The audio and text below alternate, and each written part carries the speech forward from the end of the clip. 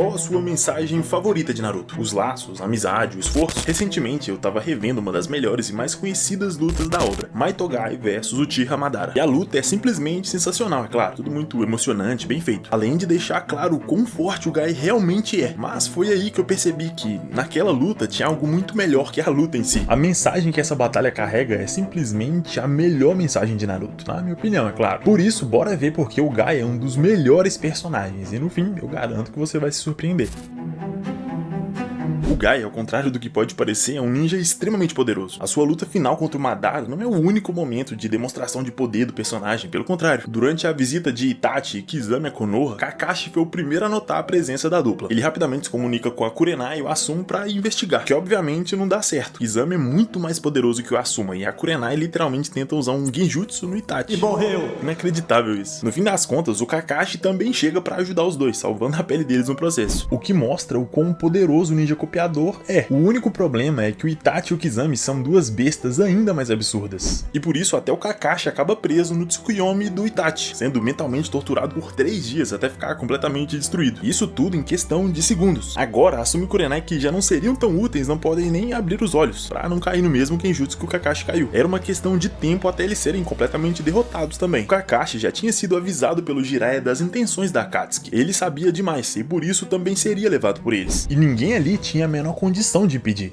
E é aí que o Gai chega. Ele começa enfrentando o Kisame, que já se mostra um adversário bastante poderoso. Mas quando a luta ia começar de verdade, o próprio Itachi, que até então tava moendo 3 dos melhores Jonins de Konoha, diz pra ele não subestimar o Gai, porque ele era mesmo forte. Gai, por sua vez, diz pro Asuma e pra Kurenai pra abrirem os olhos e se focarem nos pés da dupla. Depois de anos treinando pra lutar contra um usuário de Sharingan, Gai tinha desenvolvido a capacidade de prever os movimentos do inimigo só olhando pros seus pés. E isso deixava ele a salvo dos genjutsus do Itachi. Por conta disso, a dupla é obrigada a fugir da batalha. Itachi e Kizami, 2 dos membros mais poderosos da Akatsuki, foram espantados pela besta verde de Konoha, o que só mostra o quão absurdo ele realmente é. Mas se isso ainda te parece pouco, o Gai também salva a pele do Kakashi contra os 7 espadachins da névoa, que o Kabuto tinha revivido durante a 4ª Grande Guerra Ninja, além de ele ter literalmente moído o Kizami na porrada algum tempo depois do seu primeiro confronto, provando que sim, ele realmente seria capaz de vencer aquela luta. Daria pra fazer um vídeo inteiro só falando dos maiores feitos em batalha do Gai, provando que ele realmente é o ninja mais forte. Mas esse não é o objetivo aqui hoje, e sim falar da mensagem que o personagem carrega, algo que só ele pode fazer. Estamos no meio da 4ª Grande Guerra Ninja, e um personagem que já era apelão se torna praticamente invencível. Madara, a essa altura, já tinha solado 5 Kages juntos sem nem suar no processo. Todo mundo já tinha lutado contra ele e ninguém dava cargo bastante. Isso antes de ele virar o Jinchuriki que dá 10 caudas. E por isso, o que já era ruim ficava muito pior. Kakashi, Gaara e até o Minato Edo Tensei tava dando a vida pra tentar parar o Uchiha, mas nada adiantava. É nesse momento que o Gai chega pra botar ordem na casa. Eles já tinham notado que as únicas coisas que funcionavam era Taijutsu e o Jutsu Sábio. O Minato até tinha a capacidade de usar o Jutsu Sábio, mas ele não era bom bastante nisso. Ele demorava muito pra juntar o chakra e não conseguia usar por muito tempo. E como o Naruto ainda tava longe, só restava o Taijutsu. E é aí que o Gai entra na história de vez. Era hora de mostrar a besta verde de Konoha, abrir os 7 portões e partir pro ataque. O Madara até se sente ofendido por ele não ter aberto o 8º portão ainda, já que ele era forte demais pra ser derrotado só com o 7º portão aberto. E isso é tão verdade que depois do primeiro golpe o Gai ia morrer se não tivesse sido salvo pelo Rock Lee, que tirou ele do alcance das esferas da verdade. E por isso, percebendo que os 7 portões não seriam o bastante, o Gai decide partir com tudo, abrir o último portão, o portão da morte. Era hora da besta vermelha entrar em ação. Mas essa era uma técnica que podia ser usada uma única vez, depois F. Então deveria ser usada só em último caso. E é aqui que precisamos conhecer o cara que fez o Gai ser quem ele é, e um dos personagens mais legais da obra também. Quando criança, Gai tentou o seu máximo para ser aprovado na Academia Ninja, mas não conseguia de jeito nenhum. Mesmo todo mundo zoando ele por ser fraco e esquisitão, seu pai continuava dando todo o apoio do mundo para ele. Por conta disso, o Gai tentava ao máximo ser aprovado e dar orgulho a seu pai que nunca desistiu dele. Até mesmo Hiruzen, também conhecido como o melhor Hokage de todos, como vimos nesse vídeo aqui, viu o esforço do pequeno Gai. Maitodai sempre apoiava o filho, dizendo que as suas fraquezas poderiam se tornar forças, que não ser bom em ninjutsu ou genjutsu faria ser o melhor em taijutsu. Mas o problema era que Dai era só um genin. Mesmo sendo um adulto e com anos de treinamento, ele nunca conseguiu ser aprovado nem sequer no exame Chunin. Por isso ele era ridicularizado por todos, tratado como um maluco e só fazia missões simples, como o resgate de gatos, por exemplo. Isso tudo fazia o Guy duvidar do próprio pai, dizendo que essa conversa de força da juventude era besteira, balela, que se enfrentar um inimigo forte de verdade, você morre e essa tal juventude acaba por aí. Era uma coisa inútil na luta real. E é nesse exato momento que o Maitodai diz a famosa frase que marcaria o Guy pra sempre.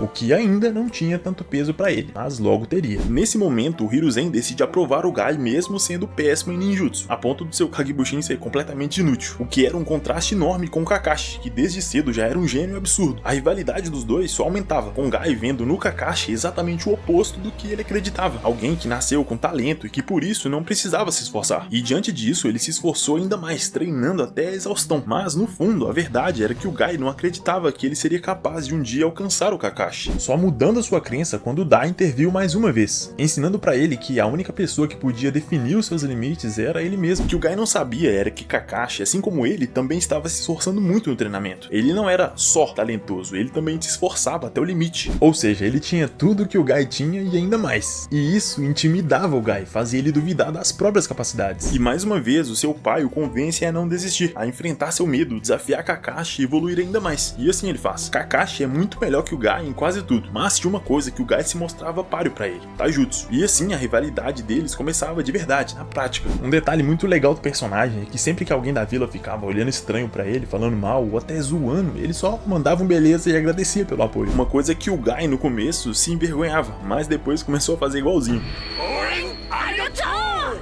É meio que aquela ideia, quando você começar todo mundo vai te zoar e falar mal de você, mas o sucesso só depende de você, então foda-se o que os outros pensam. E isso tava tão certo que até mesmo o Canino Branco, um Jonin extremamente poderoso, comparável até com Sanins lendários, avisa o Kakashi pra prestar atenção no Guy. E é nesse ponto que o Kakashi começa a ver no Guy um oponente à altura, alguém pra se preocupar. Já nessa época o Guy mostrava sua enorme determinação, dizendo que ia se tornar o ninja mais forte de todos. O único problema é que com a evolução do Guy na academia, ele tava passando seu pai nas missões. O Guy fazia missões cada vez mais arriscadas e importantes pra Konoha, e isso fez ele começar a sentir vergonha do pai, principalmente quando ele ouve seu pai implorando ao Jonin que o desse mais uma chance depois de falhar numa missão, dizendo que iria se esforçar mais na próxima vez. Tudo isso enquanto os outros membros da equipe também ouvem tudo, fazendo a vergonha que o Guy sentia do pai só aumentar. O que ele não sabia era que durante a noite seu pai sempre saía pra treinar suas técnicas. Ele tinha passado 20 anos desenvolvendo o domínio da abertura dos portões e agora pretendia ensinar essa técnica pro Guy, sendo o último portão mais poderoso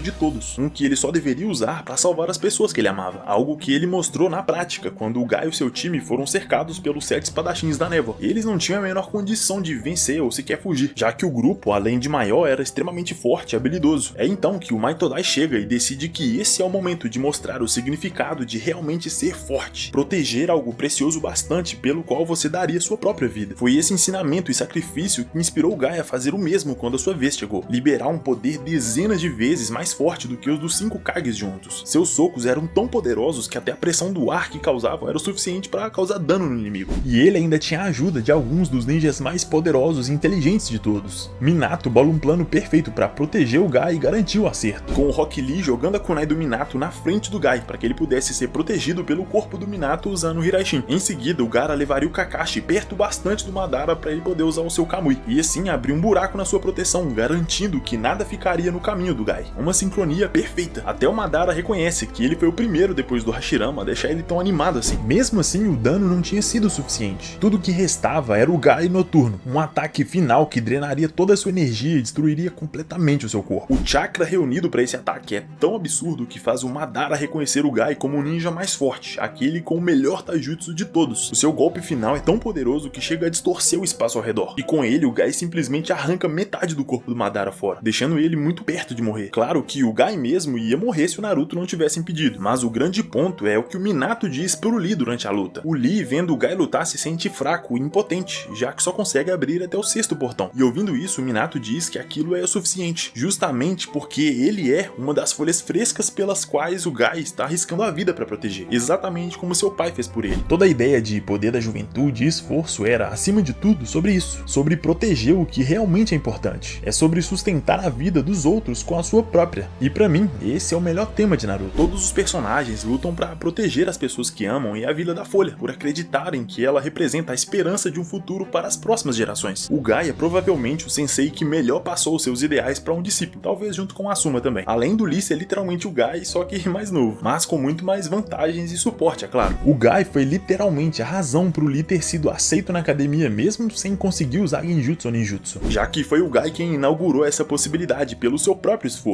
Uma prova prática de que sim, mesmo sem talento, você pode ser alguém. Tudo depende da maneira que você vê a sua própria condição. E isso fica muito claro na conversa entre o Dai e o Gai, quando ele ainda era uma criança. Conhecer os seus defeitos só evidencia os seus pontos positivos. Defeitos podem até mesmo virar qualidades se bem explorados. Assim como falar alto pode ser visto como alegria, obstinação pode ser visto como determinação, e por aí vai. Ou de uma maneira mais prática e simples, você não ter determinado talento não significa que você tá fadado a ser um ninguém. Claro que nem sempre uma pessoa assim consegue chegar no topo, como o Gai fez, sendo considerado pelo Madara o mais forte. Mas mesmo assim, mesmo não estando no topo, acreditar em si mesmo já leva muito mais longe do que só ver defeitos em si mesmo. Tudo isso vindo de alguém como o Gai era extremamente incrível, já que o Gai, ao contrário do seu pai quando treinou, já era muito forte e respeitado em Konoha. Ele realmente rivalizava com Kakashi e provou muitas vezes que estava acima de ninjas extremamente poderosos somente usando o seu taijutsu. Se essa mensagem de superação tivesse vindo de alguém sem nenhum feito ou que não tivesse alcançado nenhuma posição importante, não teria nenhum impacto. Mas não, isso vem de um cara extremamente forte, e não só fisicamente. Gai também era mentalmente forte. Ele não é filho de um Hokage, nem veio de um clã poderoso, como a maioria dos outros personagens poderosos da obra. Pelo contrário, Gai foi criado por um pai visto como fraco por todos, ridicularizado e humilhado, mas que no fim nunca deixou de incentivar o filho a ver o melhor lado das coisas, o ensinando a se esforçar e fazer o seu melhor com o que tinha, exatamente o papel de um pai. Afinal, é por isso que todos lutam e se esforçam tanto, para garantir um mundo melhor para as futuras gerações. Essa é pra mim a melhor mensagem de Naruto. Uma que pode até não ter sido levada até o fim, mas sempre que aparece tem um impacto muito grande. E deixa a obra bem mais foda, né? Vamos combinar. Mas me diz aí, qual a sua mensagem favorita de Naruto? O que mais te marcou? Comenta aí e bora trocar uma ideia. Bom, espero que você tenha gostado desse vídeo, meu muito obrigado pela sua atenção e pelo seu tempo. Um agradecimento especial aos sanins lendários aqui que apoiam o canal. Torne-se também um membro para ter acesso aos benefícios exclusivos e ainda dar aquela força no canal. Tamo junto, é nóis, e te vejo no próximo vídeo. Valeu!